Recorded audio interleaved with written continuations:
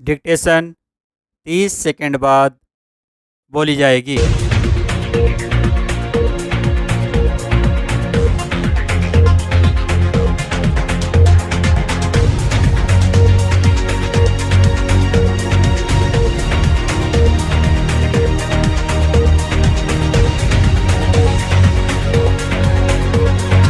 10 second.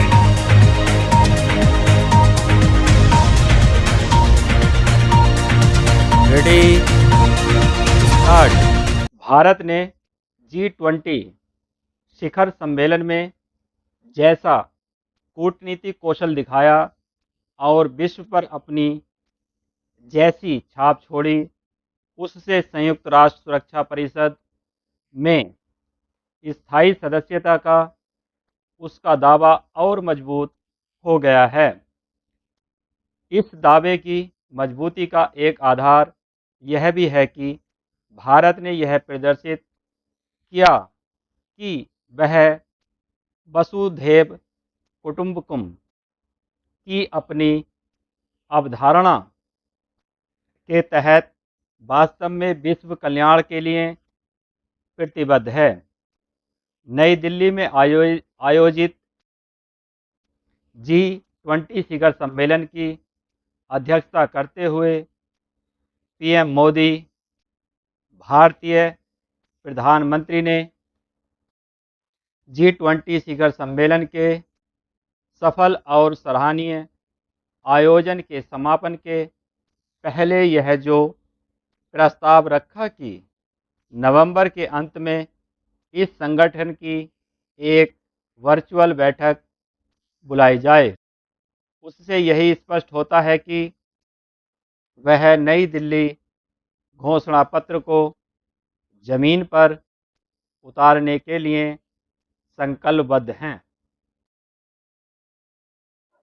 उन्होंने इसे यह कहकर स्पष्ट भी किया कि ऐसी किसी बैठक में उन विषयों की समीक्षा होनी चाहिए जिन पर शिखर सम्मेलन में सहमति बनी। हालांकि भारत ने अगले G20 शिखर सम्मेलन की कमान ब्राज़ील के राष्ट्रपति को सौंप दी है, लेकिन अभी उसके पास नवंबर तक इस संगठन की अध्यक्षता है। नई दिल्ली घोषणा पत्र में जिन विषयों पर सहमति बनी, उन पर आगे कैसे बढ़ा जाए, इसकी चिंता इसलिए की जानी चाहिए क्योंकि आमतौर पर विभिन्न वैश्विक मंचों पर जिन मुद्दों पर सहमति बन जाती है, उन पर अमल नहीं हो पाता।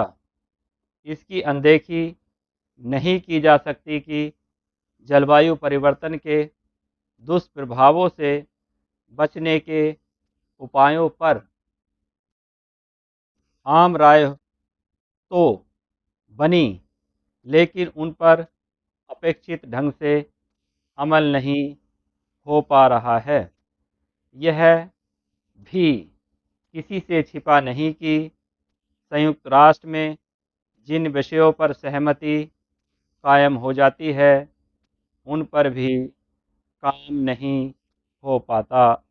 शायद इसी कारण प्रधानमंत्री नरेंद्र मोदी ने संयुक्त राष्ट्र में सुधार की मांग पर एक बार फिर बल दिया। उन्होंने यह कहने में संकोच नहीं किया कि जो निकाय समय के साथ नहीं बदलते, वे अपनी प्रासंगिकता खो देते हैं। भारतीय प्रधानमंत्री ने यह कहकर एक प्रकार से संयुक्त राष्ट्र सुरक्षा परिषद में भारत की दावेदारी भी पेश की कि उसके स्थायी सदस्यों की संख्या वही है जो इस संस्था के संगठन के समय थी। संयुक्त राष्ट्र का गठन 51 देशों के साथ हुआ था। आज उसके सदस्यों की संख्या 200 के करीब पहुंच गई है, लेकिन सुरक्षा परिषद में वही 5 सदस्य हैं।